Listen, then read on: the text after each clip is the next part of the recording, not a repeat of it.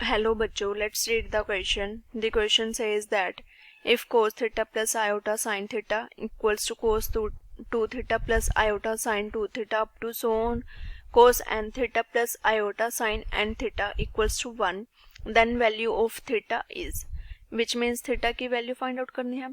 First of all key concept क्या use करेंगे? Key concept. So by Euler's form,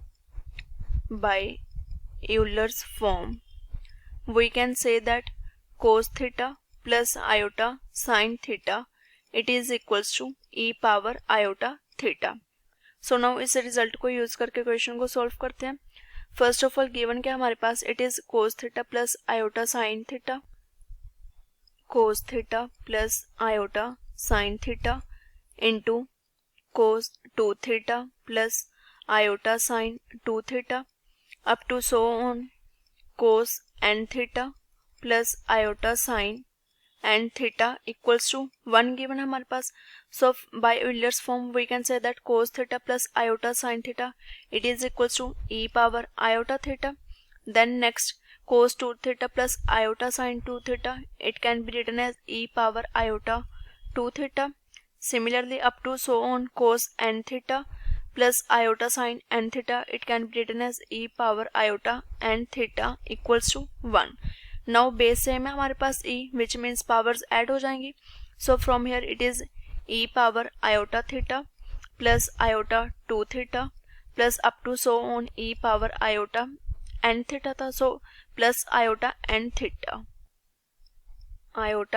theta it is equals to 1.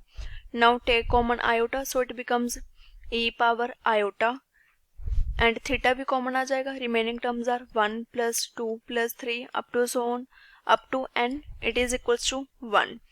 Now e power iota theta 1 plus 2 plus 3 इसका formula क्या होता है, किसके equals होता है, it is n into n plus 1 by 2. Because of AP series है हमारे पास 1 plus 2 plus 3 up to so on up to n.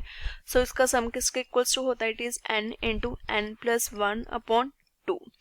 Now equals to 1 given हमारे पास. So from here e power iota n into n plus 1 by 2 equals to किसके आ गया 1. Now by again using Euler's form किसके equals to आ जाएगा, it is cos of n into n plus 1 by 2 theta plus iota sin n into n plus 1 upon 2 theta it is equals to 1. Now it can be written as 1 plus 0 iota.